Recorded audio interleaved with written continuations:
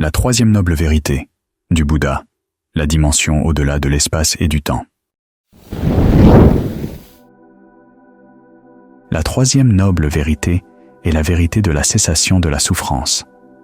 Le terme « cessation » n'indique pas ici le simple fait que la souffrance, une fois apparue, doive normalement disparaître.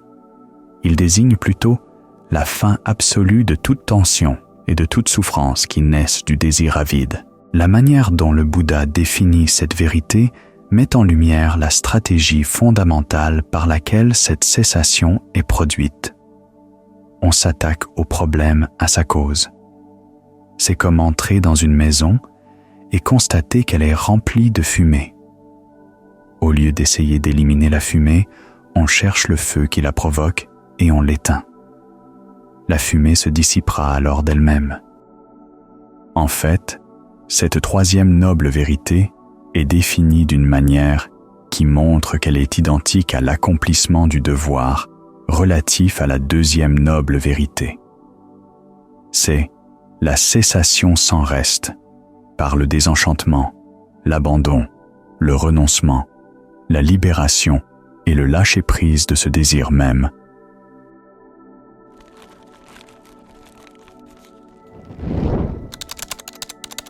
Dans cette séquence de termes, le désenchantement peut également signifier atténuation ou effacement progressif.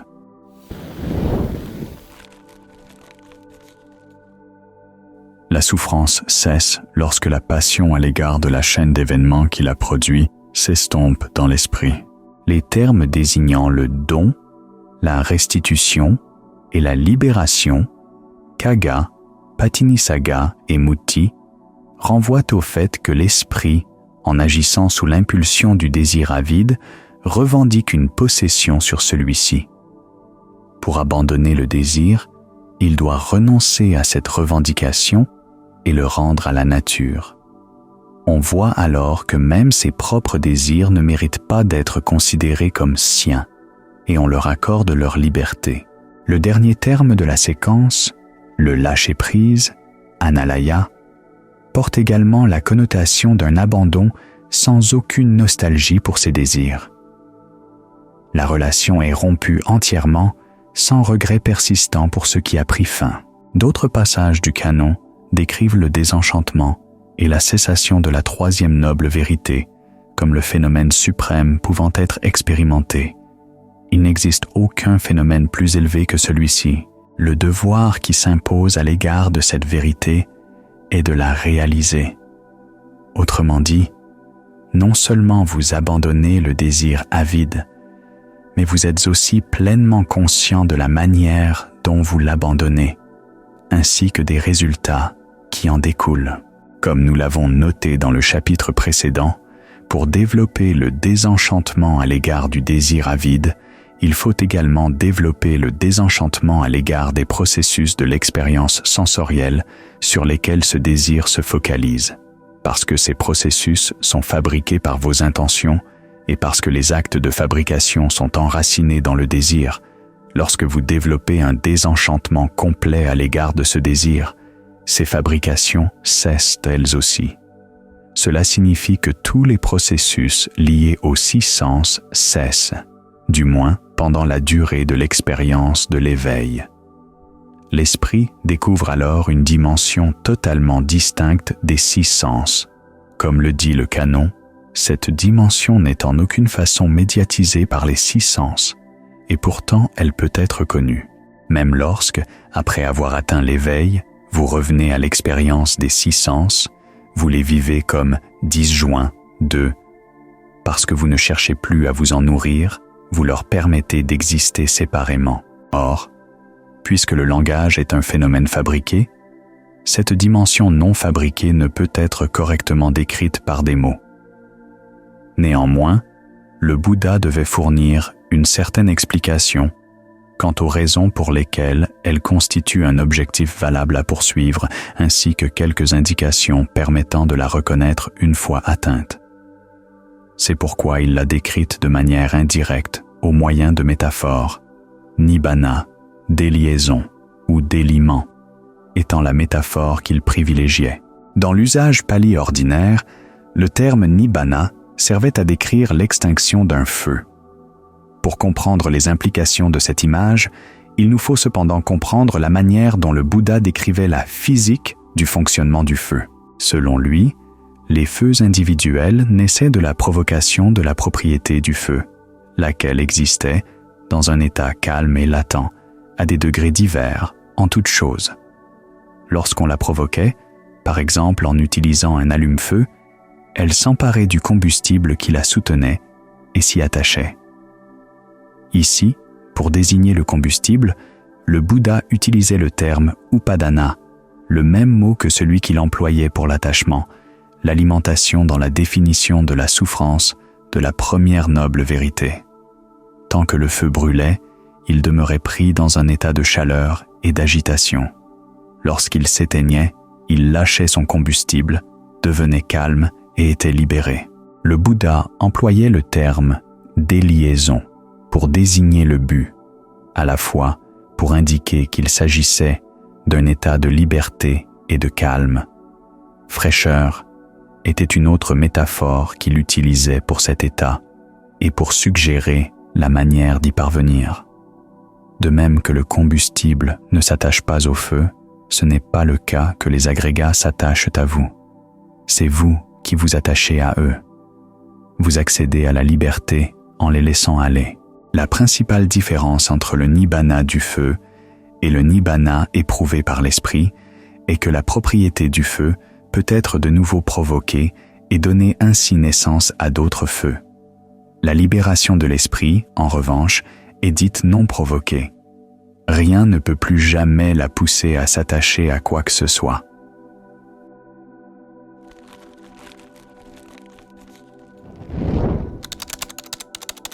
Le Bouddha utilise également la métaphore d'un feu éteint pour souligner que la personne qui a obtenu la libération ne peut être décrite.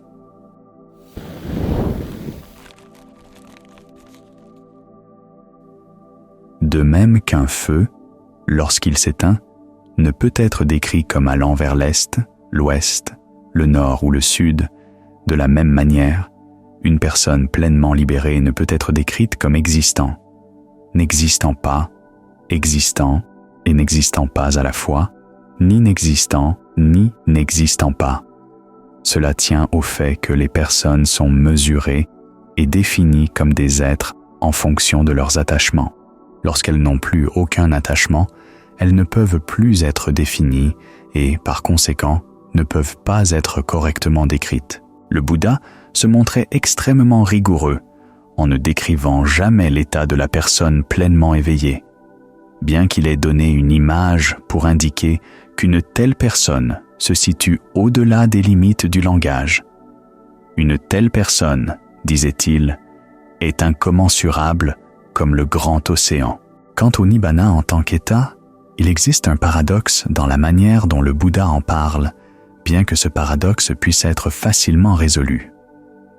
Dans le passage où il décrit le désenchantement comme le plus élevé des phénomènes non fabriqués, ou comme l'objet suprême de l'esprit, il énumère la réalisation du nibbana comme un synonyme du désenchantement. Dans d'autres passages, cependant, il indique que le nibbana n'est pas du tout un phénomène. Il est la fin des phénomènes. Nous pouvons résoudre ce paradoxe en notant que, puisque l'acte de réaliser le nibbana est une action, il peut être considéré comme un phénomène. Mais le nibbana, en tant qu'état, est au-delà de toute action, ce qui explique pourquoi il constitue la cessation de tous les phénomènes, qu'ils soient fabriqués ou non. Néanmoins, le Bouddha devait donner à ses auditeurs une certaine idée du fait que le nibbana constituait un objectif désirable. C'est pourquoi il l'a décrit au moyen de nombreuses métaphores positives. Ces métaphores peuvent être regroupées en 5 catégories, afin de donner une idée des raisons pour lesquelles on souhaiterait parvenir à la déliaison. 1. La déliaison est éprouvée comme un type de conscience. Il est dit que cette conscience est sans restriction, sans surface et non établie, ce qui signifie qu'elle n'entre en contact avec aucun objet, pas même avec la conscience elle-même. Le Bouddha illustre ces termes par une comparaison. Un rayon de lumière qui ne se pose sur aucune surface, de sorte que rien ne le réfléchit. Contrairement à l'agrégat de la conscience sans surface n'est pas connue par l'intermédiaire des 6 sens. C'est pourquoi la déliaison est dite subtile et difficile à percevoir. Pourtant, comme cette conscience est une forme de connaissance, le Bouddha affirme qu'il est erroné de dire que les personnes pleinement éveillées ne savent ni ne voient. Autrement dit, l'éveil n'est pas une extinction de la connaissance. En réalité, les éveillés savent et voient à un degré si élevé qu'ils dépassent même le besoin de conviction à l'égard de ce que le Bouddha a enseigné. La conscience sans surface se distingue également de l'agrégat de la conscience en ce qu'elle se situe entièrement hors de l'espace et du temps. C'est pourquoi le Bouddha affirme qu'elle ne comporte ni venue, ni départ, ni demeure en un lieu, puisque ses activités supposent le temps, et qu'elle n'a ni ici, ni là-bas, ni entre les deux, puisque ces notions supposent l'espace. Existant en dehors de l'espace et du temps, cette conscience est sans fin. 2. Le deuxième aspect de la déliaison est sa vérité. Parce qu'elle est non fabriquée, elle ne se transforme jamais en quoi que ce soit d'autre. Jamais. Après tout, elle est hors du temps. C'est pourquoi le Bouddha la qualifie de non trompeuse, inébranlable, permanente, sans âge, impérissable, immortelle, non infléchie, c'est-à-dire ne penchant dans aucune direction, est vraie. Parce que la déliaison est un état, pada, plutôt qu'un être, sata. Elle n'a pas à être définie par l'attachement. C'est pourquoi le canon n'hésite pas à dire qu'elle existe sans équivoque. Il existe même un passage où le Bouddha la désigne comme la plus haute noble vérité. 3. Le troisième aspect positif de la déliaison est qu'elle constitue le sukha ultime, un terme qui peut se traduire par plaisir, bonheur, bien-être ou félicité. La déliaison, telle qu'elle est éprouvée au cours de cette vie, est invariablement décrite comme agréable. Elle est félicité, raffinement exquis et absence d'affliction. De même que la conscience sans surface est totalement distincte de l'agrégat de la conscience, la félicité de la déliaison est totalement distincte du plaisir relevant de l'agrégat de la sensation. Étant donné que la déliaison est non fabriquée, elle n'a besoin d'aucun nutriment, ce qui signifie que sa félicité ne manque de rien. C'est pourquoi on dit que la personne pleinement éveillée est exempte de faim. Et comme cette félicité est connue indépendamment des 6 bases sensorielles, elle n'est pas affectée même par la mort de cette personne. C'est pour cette raison que le Bouddha appelle la déliaison paix, repos, le sûr, sécurité, île, abri, havre et refuge. 4. Cependant, bien que la déliaison soit agréable, les personnes pleinement éveillées ne s'attachent pas à cette félicité. Elles ne s'y trouvent donc pas limitées. On dit qu'elles sont au-delà à la fois du plaisir et de la douleur, et également libres de la moindre perturbation ou limitation, libres de toute fabrication, libres des feux de la passion, de l'aversion et de l'illusion, libres de la passion pour le désenchantement et, comme indiqué plus haut, libres même des contraintes de l'espace et du temps. Parce que les lieux proviennent du désir avide, et parce que la déliaison est exempte de désir, elle ne peut en aucun cas être considérée comme un lieu. Pour cette raison, ceux qui l'atteignent pleinement sont dits libérés partout et indépendants partout. À l'image du rayon de lumière qui ne se réfléchit sur rien, ils ne peuvent même pas être localisés. Pour ces raisons, le 4e aspect positif de la déliaison est celui qui est le plus mis en avant dans le canon et qu'elle constitue une liberté totale. Cette liberté est indiquée de manière générale par les 2 épithètes les plus courantes que le Bouddha emploie pour la déliaison. Le terme déliaison lui-même est celui de libération. Parce que, conformément à la métaphore fondamentale de l'extinction du feu, la liberté naît du lâcher-prise. Les autres épithètes de cette liberté mettent l'accent sur le fait que la déliaison est affranchie de toutes les souillures d'attachement qui engendrent la souffrance et la tension. Elle est sans attachement, libre de l'avidité, fin du désir, désenchantement. Elle est pureté. Et, comme l'indique le Bouddha, la liberté d'une personne dont l'esprit est libéré n'est en rien différente de la liberté du Bouddha lui-même. 5. Sous tous les aspects mentionnés ci-dessus, conscience, vérité, félicité et liberté, la déliaison surpasse tout ce qui existe. C'est pourquoi son 5e aspect est son excellence. Rien ne peut l'égaler, et encore moins la dépasser ou la surpasser. Le Bouddha la qualifie d'extraordinaire, d'étonnante, d'ultime et d'au-delà. Parler du nirvana. Il existe, dans le canon pali, des passages où le Bouddha affirme que 2 choses ne peuvent être décrites de manière adéquate: la déliaison, nibbana, nirvana, et le statut post-mortem de l'arahant, la personne qui a atteint la déliaison totale. Toutefois, bien que le Bouddha soit constant dans son refus de décrire le statut post-mortem de l'arahant, on trouve des passages où il consent à faire des concessions à ses auditeurs pour décrire la déliaison. La question est donc la suivante. Pourquoi cette distinction? À première vue, cela pourrait sembler être une question académique ou ésotérique, mais les raisons apparentes pour lesquelles le Bouddha fait ces concessions sont d'ordre stratégique et touchent au but fondamental de son enseignement, ainsi qu'au chemin permettant d'y parvenir.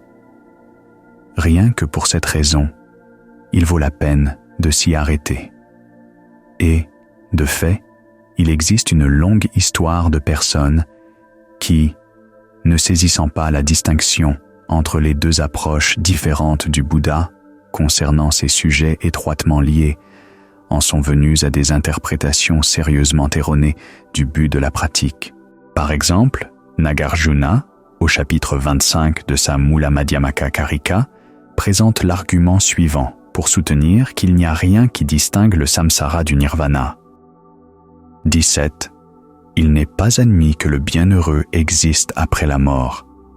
Il n'est pas admis qu'il n'existe pas, qu'il existe et n'existe pas à la fois, ni qu'il n'existe ni n'existe pas. 18. Il n'est pas admis que le bienheureux existe actuellement. Il n'est pas admis qu'il n'existe pas, qu'il existe et n'existe pas à la fois, ni qu'il n'existe ni n'existe pas. 19.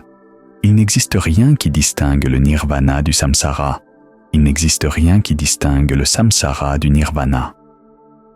Les affirmations des versets 17 et 18 semblent tirées de SN 22, 85, 86, ou de versions de ces suttas dans d'autres canons anciens, dans lesquels le Bouddha soutient que, puisque le bienheureux ne peut être défini même durant cette vie, actuellement, il ne peut être décrit comme existant, n'existant pas, existant et n'existant pas à la fois, ni existant, ni n'existant pas après la mort.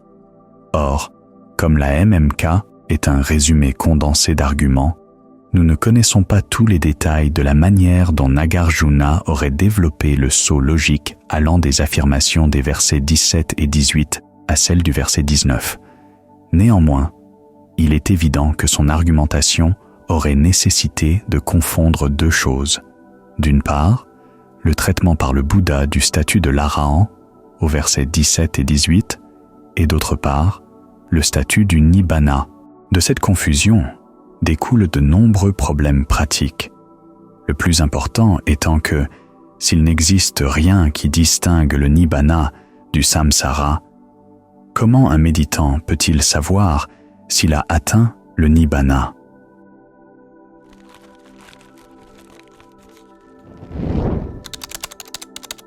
Nagarjuna n'est pas le seul auteur à confondre ces 2 questions, ni à engendrer des malentendus à partir de cette confusion.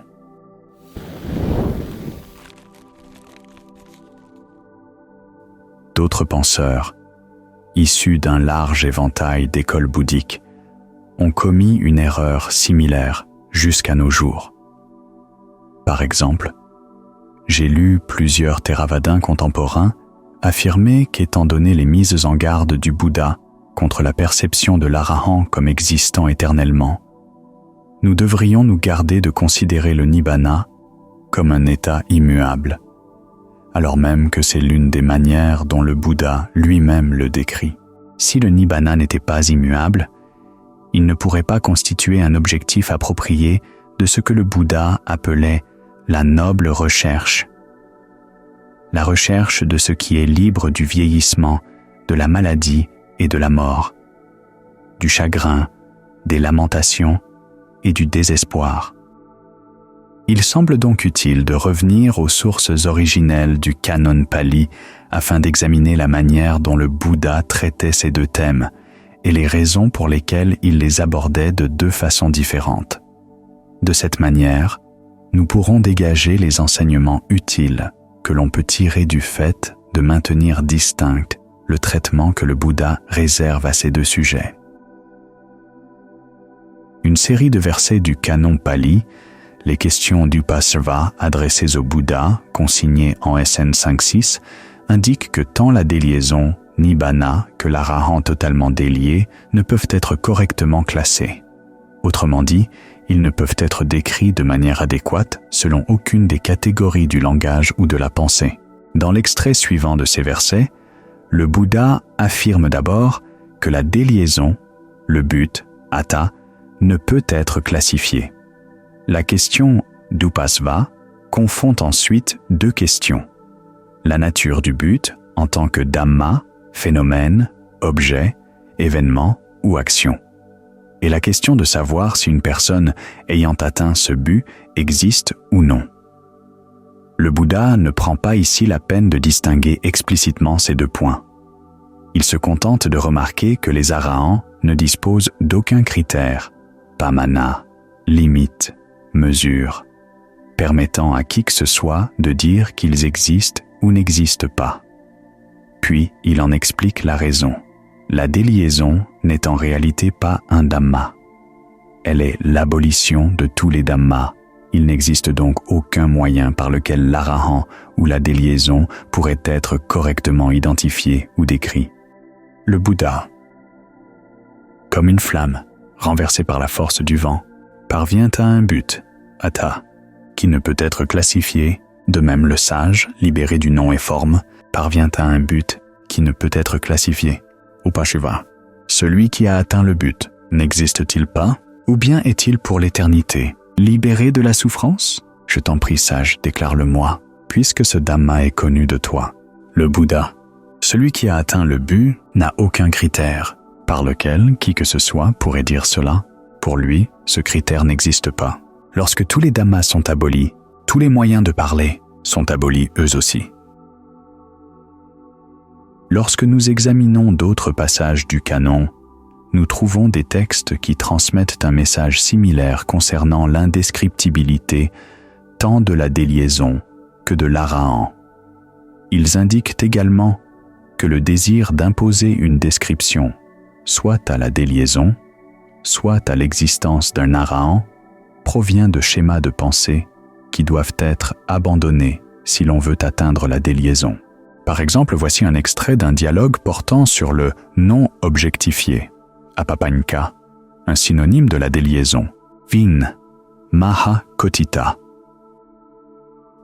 Lorsqu'on te demande si, avec l'effacement et la cessation sans reste des 6 bases de contact, il existe quelque chose d'autre, tu dis « Ne dis pas cela, mon ami ».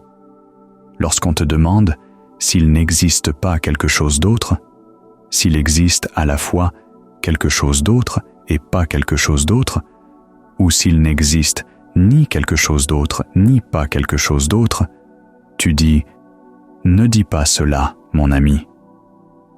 Comment faut-il alors comprendre le sens de tes paroles? Veine, Sariputta.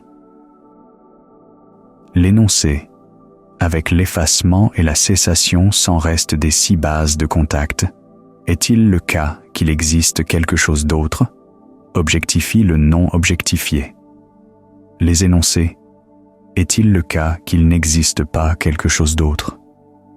Est-il le cas qu'il existe à la fois quelque chose d'autre et pas quelque chose d'autre? Et est-il le cas qu'il n'existe ni quelque chose d'autre, ni pas quelque chose d'autre? Objectifie également le non objectifié. Aussi loin que vont les 6 bases de contact, jusque-là va l'objectification. Aussi loin que va l'objectification, jusque-là vont les 6 bases de contact. Avec l'effacement et la cessation sans reste des 6 bases de contact, il y a cessation de l'objectification, apaisement de l'objectification. L'objectification est un type de pensée fondé sur des perceptions et des classifications dérivées de l'hypothèse. Je suis le penseur. Ce type de pensée, comme le Bouddha l'affirme en de nombreux endroits, conduit au conflit et, lorsqu'on s'y attache, fait obstacle à la déliaison. Ainsi, ce que le vénérable Sariputta dit ici, c'est que le désir de classifier et de décrire la déliaison provient d'un type de pensée qui doit être abandonné afin d'atteindre le but. Il existe d'autres raisons, similaires, pour refuser de décrire l'Arahant après la mort. Un thème récurrent du canon concerne le refus du Bouddha de prendre position sur la question de savoir si l'Arahant, après la mort, peut être décrit comme existant, n'existant pas, existant et n'existant pas à la fois, ou ni existant ni n'existant pas. Dans le passage suivant, le vénérable Sariputta explique que l'une des raisons de ce refus est que les questions elles-mêmes proviennent d'un mode de pensée erroné. Veine Sariputta. Pour celui dont la passion pour la forme n'a pas été éliminée, dont le désir, l'attachement, la soif, la fièvre, l'avidité pour la forme n'ont pas été éliminés, surgit la pensée.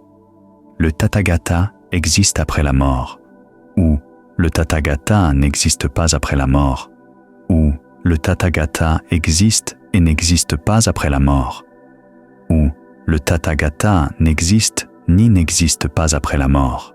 Mais pour celui dont la passion pour la forme a été éliminée, dont le désir, l'attachement, la soif, la fièvre, l'avidité pour la forme ont été éliminés, la pensée, le Tathagata existe après la mort, ou le Tathagata n'existe pas après la mort, ou le Tathagata existe et n'existe pas après la mort, ou le Tathagata n'existe ni n'existe pas après la mort, ne surgit pas. D'autres suttas donnent des raisons similaires au refus constant du Bouddha de prendre position sur cette question. SN 44-4, par exemple, affirme que les questions concernant l'existence de l'Arahant, etc., ne surgissent que chez ceux qui ne connaissent ni ne voient les agrégats tels qu'ils sont advenus. SN 44-6, que ces questions ne surgissent que chez ceux qui éprouvent de l'attachement pour les agrégats, le devenir, l'appropriation et le désir avide. SN 44-8, qu'elles surgissent chez ceux qui supposent à propos de l'un quelconque des agrégats. Ceci est moi, ceci est mon soi, ceci est ce que je suis. Ainsi, dans les deux cas, la question cherchant à obtenir une description de la déliaison et la question cherchant à obtenir une description du statut de l'Arahant, on tente d'appliquer des catégories de pensée qui ne s'appliquent correctement dans aucun des deux cas. En même temps, ces questions proviennent d'états mentaux qui engendrent la souffrance et qui, si l'on s'y attache, feraient obstacle à l'atteinte de la déliaison. Il existe donc à la fois des raisons formelles, liées aux définitions et aux modes de raisonnement, et des raisons stratégiques pour refuser de répondre à ces questions. Cependant, lorsque nous examinons d'autres passages du canon, nous constatons que ces stratégies concernant ces deux thèmes, la déliaison et le statut de l'Arahan, divergent. D'une part, le Bouddha et ses disciples Arahants refusent de manière constante de décrire le statut de l'Arahan après la mort.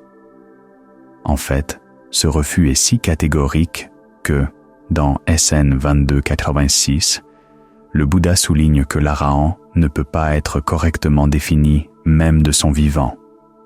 Et dans ce même sutta, le Bouddha rejette l'idée que l'Arahan après la mort puisse être décrit non seulement selon l'une quelconque des 4 modalités, appelées collectivement le tétralemme parce qu'elle couvre 4 alternatives, mais encore selon toute autre modalité que ce soit. D'un autre côté, cependant, il arrive que le Bouddha et ses disciples Arahants donnent des descriptions de la déliaison. Ud 8.1 et Ud 8.2 affirment sans équivoque que la déliaison existe. Ud 8.1 la décrit également comme une dimension ou une sphère, ayatana. D'autres passages la décrivent comme un état, ainsi que comme une propriété ou un élément. On a soutenu que, dans le contexte du langage philosophique de l'époque du Bouddha, le verbe « exister », employé dans Ud 8.1 et Ud 8.2, ati, ne désignerait jamais l'existence ordinaire, mais toujours une existence permanente. Toutefois, ce n'est pas le cas. Dans DN 1, il est utilisé dans des théories qui postulent à un soi périssant à la mort.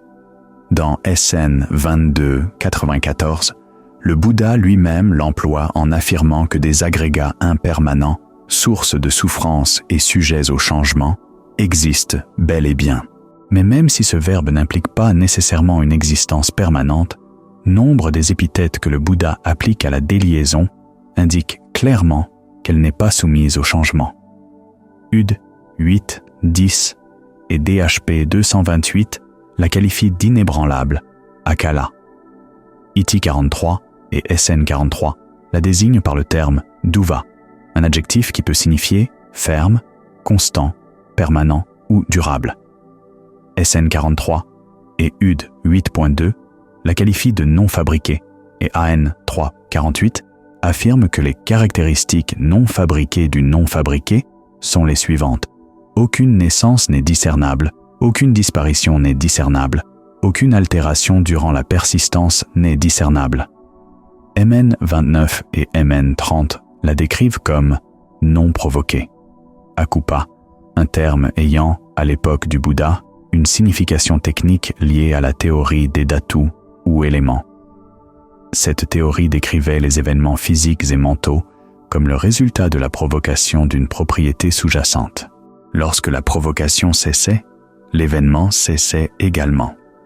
Dire que la libération qu'est la déliaison est non provoquée signifie donc que, puisqu'elle n'est pas le résultat d'une provocation, il n'existe aucune raison pour qu'elle prenne fin.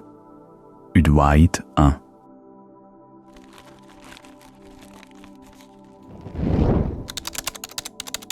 Entre dans un détail encore plus grand concernant la nature immuable de la déliaison.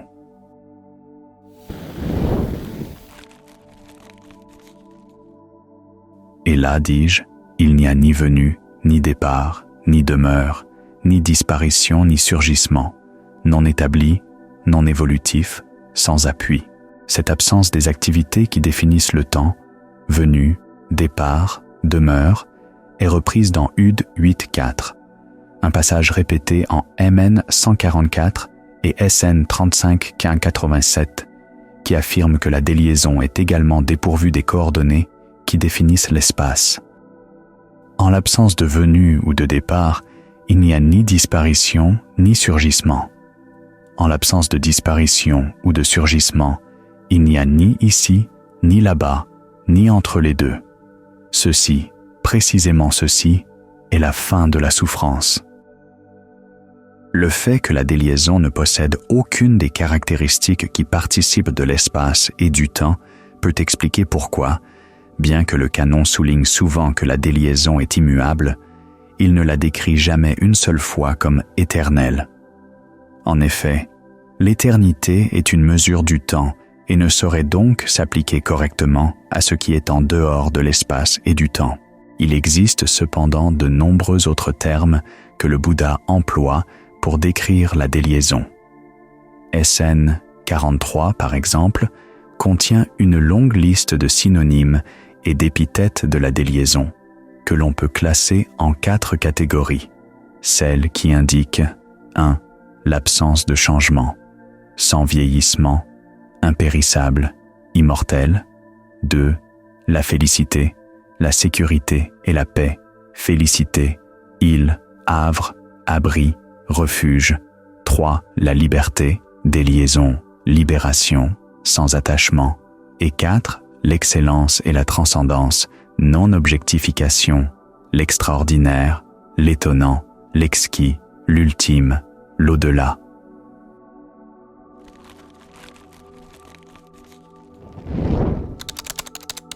Certaines descriptions que le Bouddha donne du déliement sont paradoxales.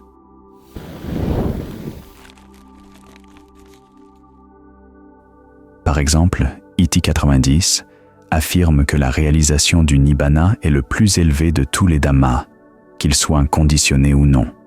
Mais SN 5.6 et AN 10.58 décrivent le déliement comme la cessation ou l'abandon de tous les dhammas.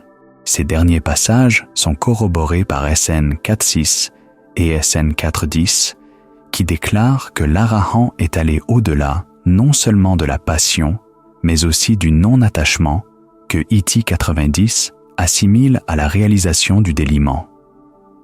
Il semble donc que le déliement soit éprouvé comme un dhamma lorsqu'il est réalisé pour la première fois et qu'il puisse même devenir un objet d'attachement lors de cette première réalisation, auquel cas l'éveil demeure incomplet.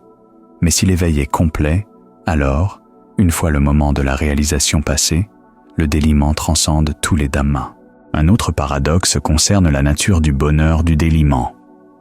DHP 203, confirmé par DN9, décrit le déliement comme la béatitude suprême, tandis que UD 1.10 affirme qu'il est au-delà à la fois du plaisir et de la douleur.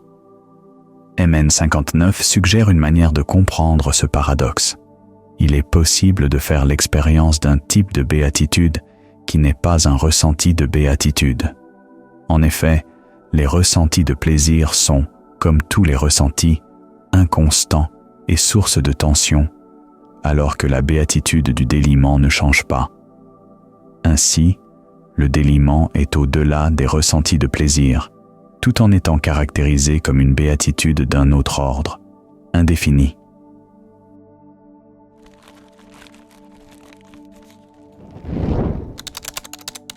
Un autre paradoxe encore concerne la manière dont le déliement est connu.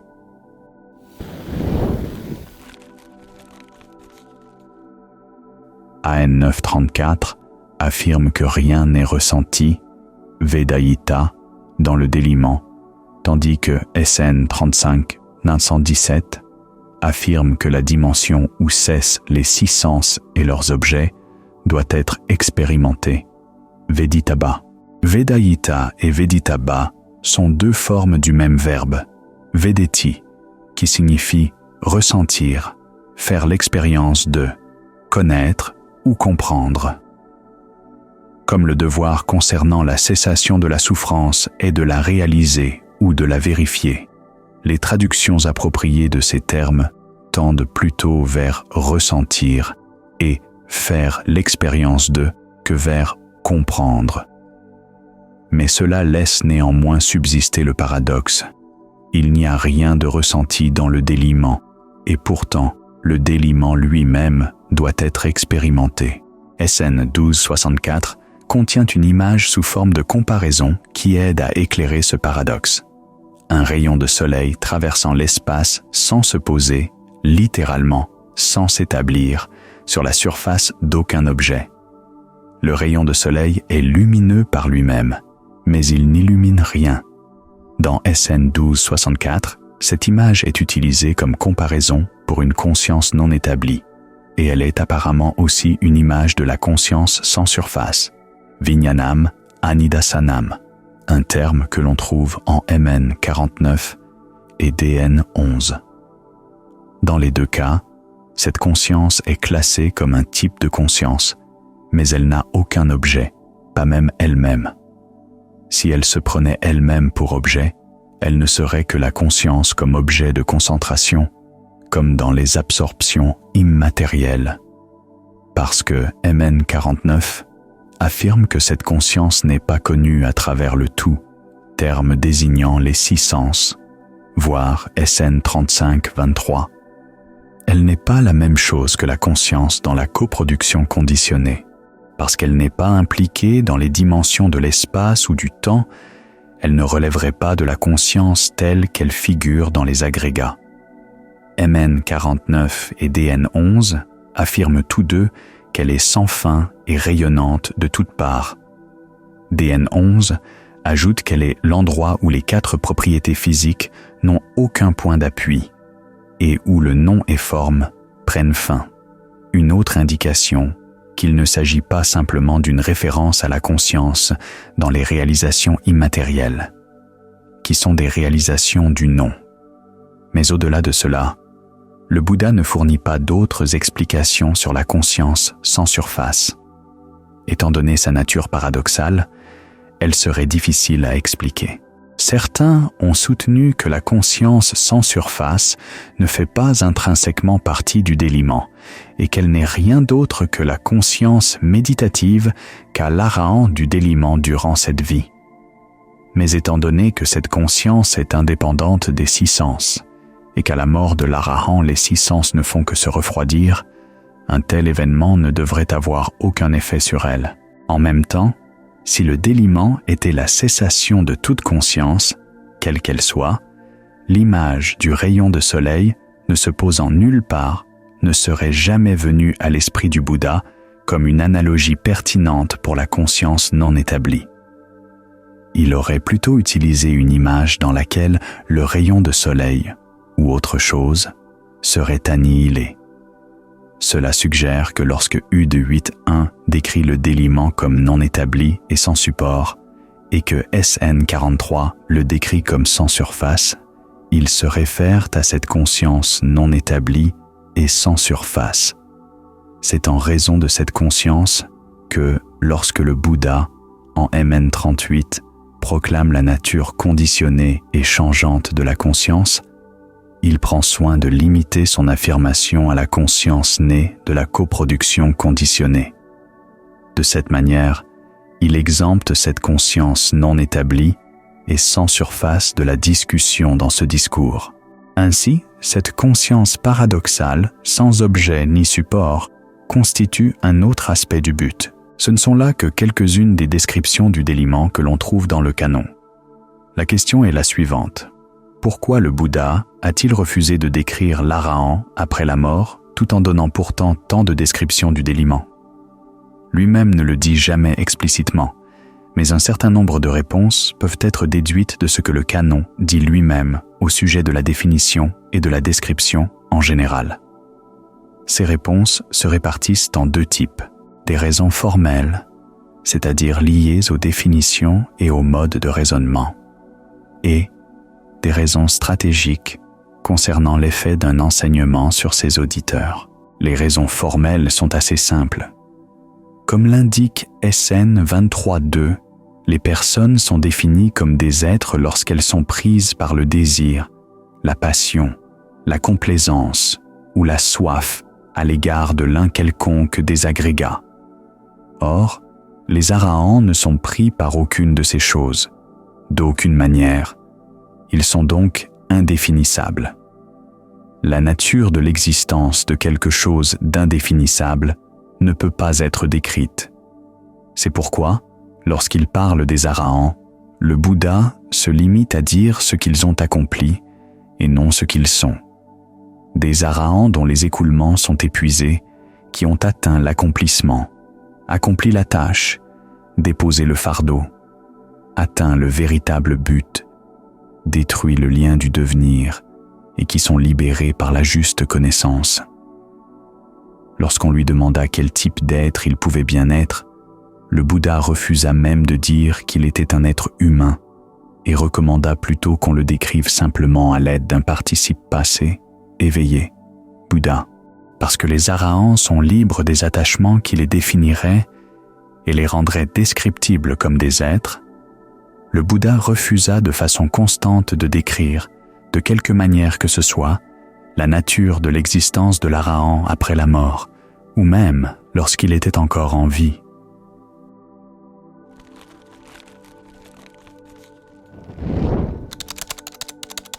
Cette considération formelle, qui s'applique aux êtres, ne s'applique toutefois pas aux états.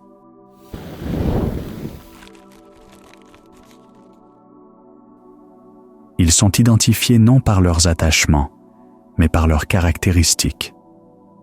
Et même si l'inconditionné, dans son essence, ne peut pas être pleinement décrivable, il peut être distingué du conditionné en ce qu'il est dépourvu de caractéristiques conditionnées. Ainsi, même si le langage n'est pas pleinement adéquat à la tâche, l'inconditionné peut au moins être décrit de manière légitime comme étant libre de X, à l'abri de X, transcendant X, ou comme la cessation de X. Cela signifie que le Bouddha, lorsqu'il fait des concessions à l'esprit objectivant de ses auditeurs, en décrivant les caractéristiques du déliement en tant qu'état, ne sort pas des limites des modes d'expression légitimes. Ce ne serait d'ailleurs pas la seule fois où il a utilisé un langage objectivant pour amener ses auditeurs à abandonner l'objectification et à atteindre un but non objectifié.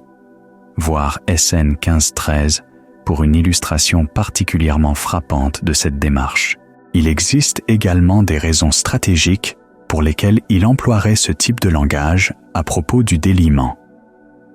La première est de motiver ses auditeurs à vouloir suivre le chemin qui y conduit.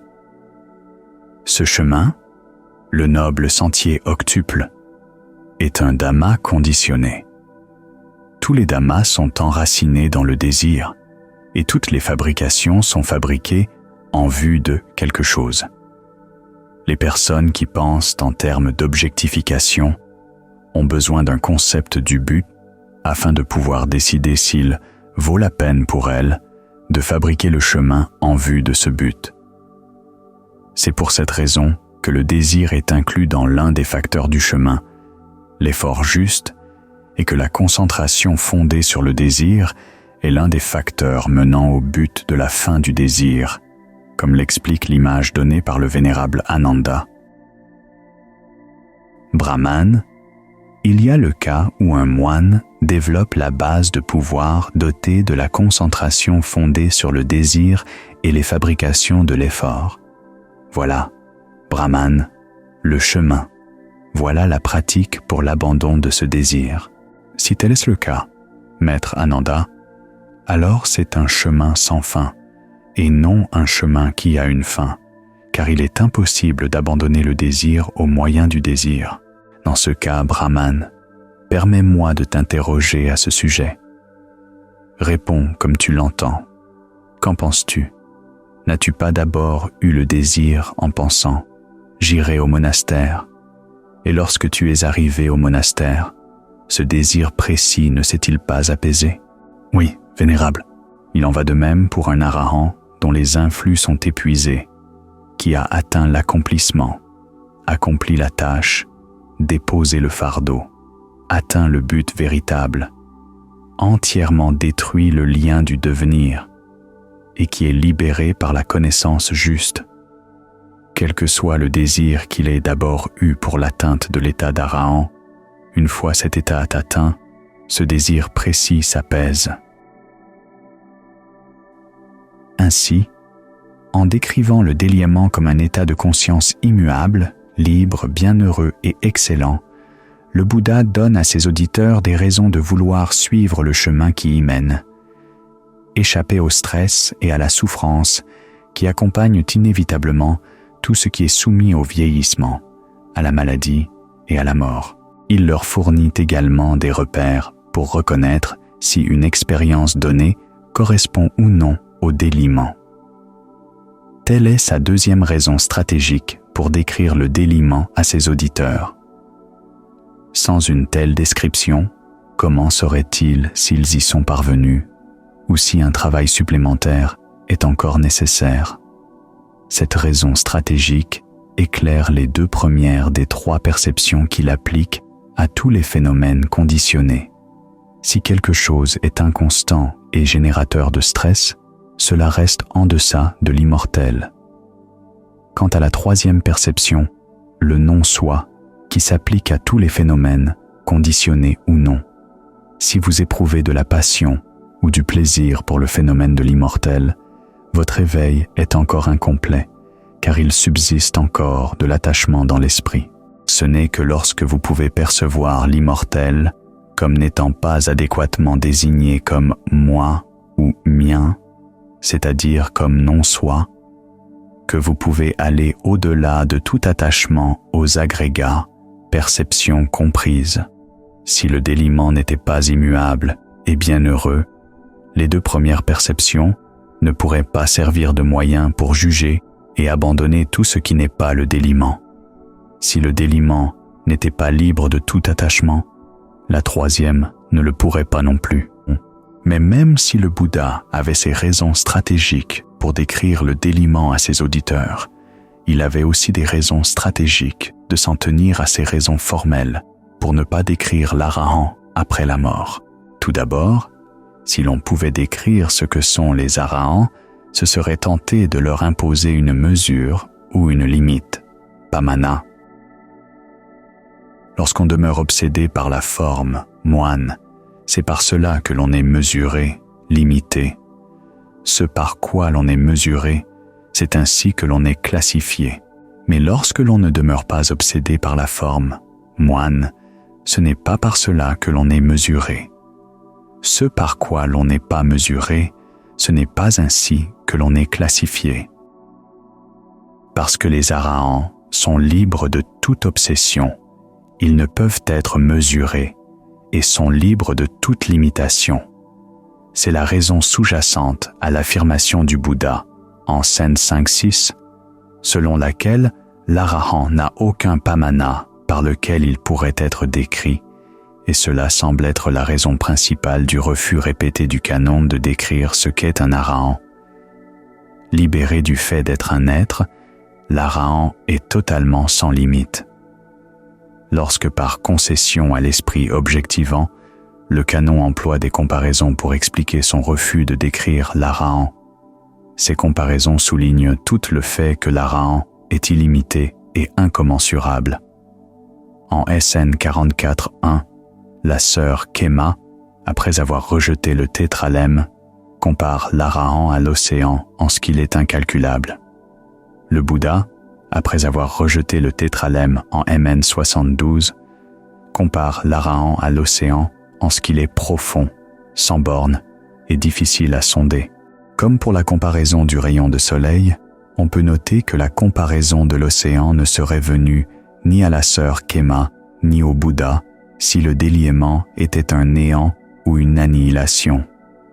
Mais il faut aussi prendre soin de noter qu'elle indique également que l'arahant n'est pas limité au fait d'être quelque chose. Une deuxième raison stratégique de ne pas décrire l'arahant après la mort tient au fait que la question de l'existence, de la non-existence, ou des deux, ou ni l'un ni l'autre, de l'arahant après la mort, est une version déguisée de la question de savoir s'il existe ou non un soi. Si l'on disait que l'arahant existe, alors ce qui existerait serait son soi. Si vous pratiquiez en vue de devenir arahant, une telle croyance vous empêcherait d'examiner tous les attachements, car vous fonctionneriez avec l'hypothèse sous-jacente qu'il existerait une sorte de noyau de soi qui vaudrait la peine d'être désiré, auquel s'attacher et qu'il faudrait protéger. Ce désir mènerait à l'attachement, au sens de possession et à la défensive. C'est pourquoi le Bouddha rejette l'éternalisme comme une vue fausse particulièrement pernicieuse. Quant à l'hypothèse selon laquelle il n'y aurait pas de soi, MN 109 montre que, si l'on suppose qu'il n'y a pas de soi, il n'y a pas d'agent responsable des actes, ni de sujet affecté par les actes.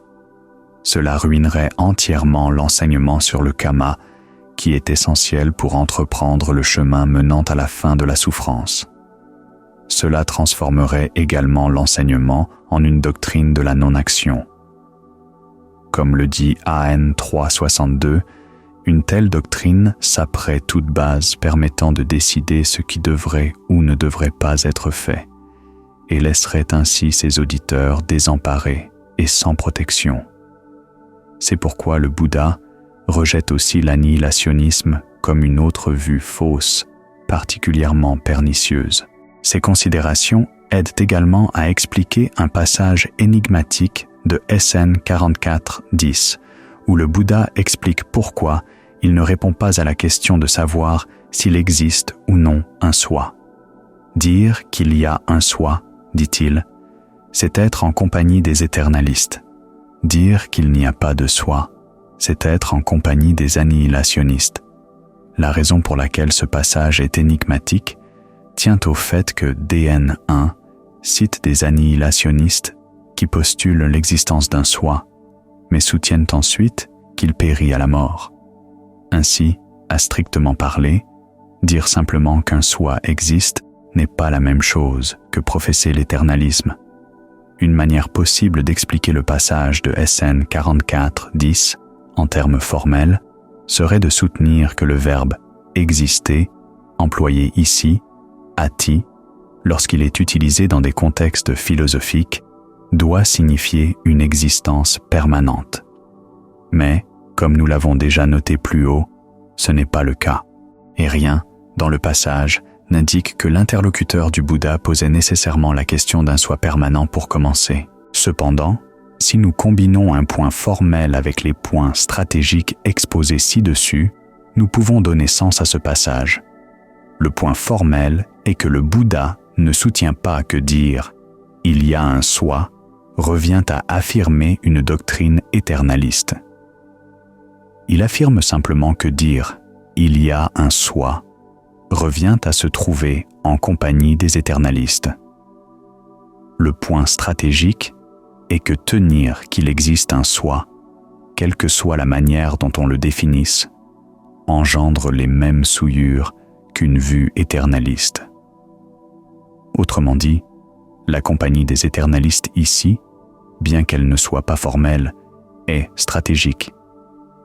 Si, au lieu de voir votre sens du soi simplement comme une hypothèse, vous identifiez quelque chose comme étant votre soi dans cette vie, alors, même si vous pensez qu'il périra à la mort, vous croirez que ce soi doit être agrippé et protégé à tout prix.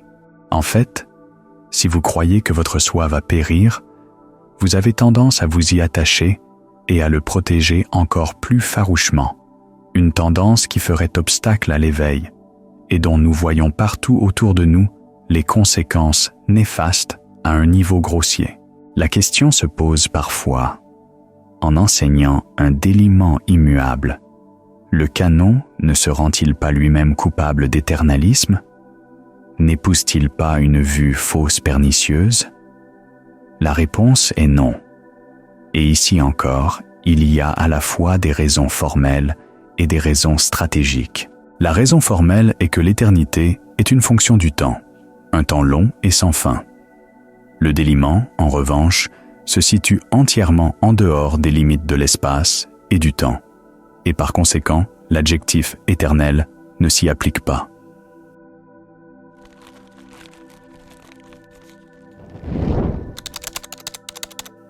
La raison stratégique est qu'il n'y a rien d'intrinsèquement erroné dans l'idée que quelque chose soit immuable.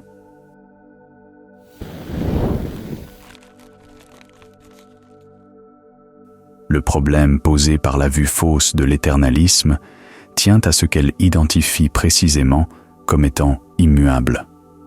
Toutes les vues éternalistes citées dans le canon en DN 1 et SN 2281 ne posent comme éternel que deux choses, un monde éternel et ou un soi éternel. Or, pour mettre fin à la souffrance, le cosmos ainsi que toutes les suppositions relatives au soi doivent être vues comme des phénomènes fabriqués, née de la coproduction conditionnée. Ce n'est qu'alors que toute passion à leur égard peut être abandonnée.